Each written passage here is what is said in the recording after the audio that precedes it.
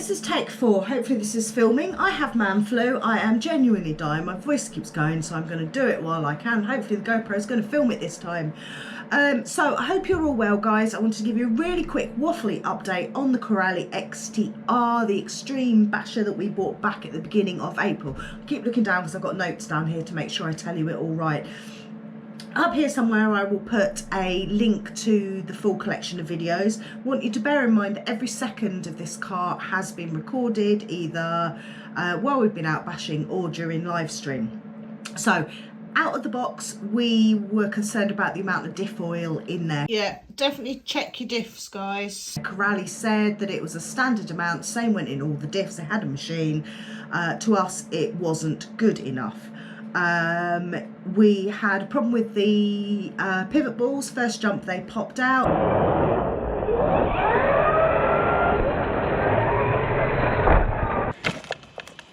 Have you broken it? Yep. What the hell? Corally said, well, when the balls pop out you have to replace the hubs because they're weakened, it'll never be the same. But out the box, really, Corally, I don't think so. I don't know of any other bashers that would do that. We also had a problem when we took it apart after it broke with the shock piston, which was actually missing. Corally said that they had quality control, it shouldn't have happened. Okay, fine. So we moved on, we persisted. The first time we took it out we had a really bad landing and the arm shattered.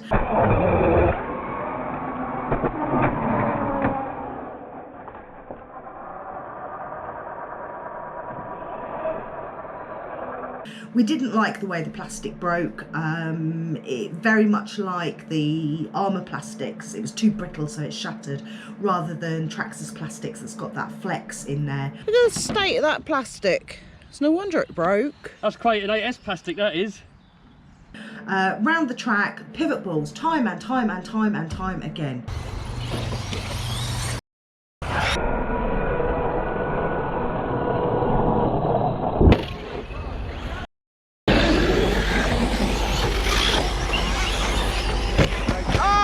Broke it again. And it didn't matter whether it was a big impact or it just landed, they would pop out. Really, really frustrated. So somebody said to try the armour pivot balls. We did, and it worked. Absolutely, hands down, worked. I am of course going over everything I've already said, but this will be the final, well, certainly the final XTR information video, Claire's information video. And now I've forgotten where I was. So the pivot balls, Corally say that it's not a fix, that they were making upgraded hubs that was available to all XTR owners that had registered their rigs. Now, we've never registered a rig. I didn't even realise you had to, so how many of those owners have got them, I do not know. So anyway, we were constantly bombarded with, it's Ian's driving, it's your wrenching skills, it's this, it's that, the other excuses from the fanboys, and quite frankly it pissed me off. So we handed it over to Kev to drive. Now, I filmed every second, and the only reason it died in the end wasn't because of the Corally, it was because of the electrics. But it was 12 minutes constant bashing. When we got it home, we took it apart. Oh my God, there was problem after problem after problem after problem. The main one, I mean, some of them was like cracked carbon fibre, the chassis bent, the drive shafts, they were weak out the box. We could see they were going to be an issue, certainly for something that's marketed as an extreme basher. But the main problem was the diffs. Now I'll put the short in here now so you can see that. The bulkhead design, which separates the bearings, should not do that. And that's the same in the other bulkhead. It's slightly stuck on, but not. I sent that to Stefan, the CEO, and I said, right, can you explain this, please? And his answer was, here is my answer to the gearbox. No idea what you have there, as we've never had a remark like that. So I made a small session of videos for you.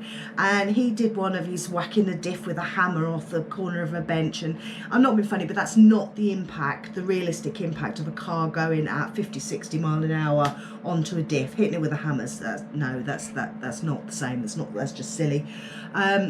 But you can see that it just had that little plastic circle thing. I'm sure there's a technical word for it. Normal diffs, even our 20-year-old HPI Savage, the normal diffs have the metal spacer at the top to give it more protection. Now there's a reason it's in there. Armour diffs have them. Why don't the Corally diffs have them? But they don't seem to want to come back to an answer with that one. So anyway, backwards and forwards. And in the end they said, okay, give us your address. We will pay for an engineer. We will pay for a courier to collect it. Our engineers will look over it. They will repair it 100%, no cost to ourselves, and give a full report. So that was, right, so 28th of July it should have been collected, and it wasn't. 16th of August it was eventually collected. 24th of August they emailed to say that they'd received it. 7th of September they said the car had been checked and they asked for an invoice, so I sent that across. 15th of August, 2 weeks later, I emailed them and said, look, can we have an update now? You've had it a while. That was 4 weeks later. 1st of October, I emailed and I said I insisted on an update because time was getting on now and it was getting silly. We hadn't heard anything. 12th of October, a full 11 weeks later, I finally had a reply from Corally that said, your Kronos XTR has been completely and thoroughly checked by a team of technical staff and engineers. We have received a full explanation and overview of their findings, and we concluded that the problems you have pointed out in conducted communications are a result of non-adapted maintenance and use. Well, we didn't do anything to the pivot balls out the box. We certainly didn't touch the diffs. Well, we did touch the diffs. We had to put oil in them. And the list of problems, they also said, however, we do not wish to get into unnecessary and endless discussion with you about this, and for this reason we've decided to refund the purchased product as well as the spare parts you purchased from us. Okay, fine. So that was that. That was their response. I went back to them and I said that I thought it was really disappointing. I said we consider this delay in communication as a failure on your part. Seems you are burying your head in the sand and generally saying we don't want to talk about it. Thank you. Because that's what it seems. Where's the report? Where's the explanation? What are their customers, new and old, meant to think? I did say to them, you know, our group of RC friends, you've got the likes of Kev, Martin, Kimberly Basher Queen. I mean, my God, look at this. She's an engineer by trade. She's worked for other RC companies. I mean, look at the quality of her parts. I hope you can see this okay. Don't usually try and film in here. I mean, she sent us a full set of Kronos carbon fibre upgrades. She's worked for RC companies. She knows her stuff. She can take something apart and say, no, that's crap, or that's awesome. You know, why not work with us? But there we go. That's what they wanted. Kimberly, 100% unofficial Basher Queen. You need to check her out if you want any parts. She doesn't just do Corally parts, she does armour parts. She's got a load of new stuff coming. Her bashing skills are crazy. She is crazy. She's awesome. So that's the end of the story as far as we're concerned. Corally don't want to talk about it. So game over. Right. Hopefully this is filmed. I'm back off to bed now to die. Don't get the man flu, guys. It's horrible. I've got 3 sets of cleavage here. Push them together, Tony. Go on.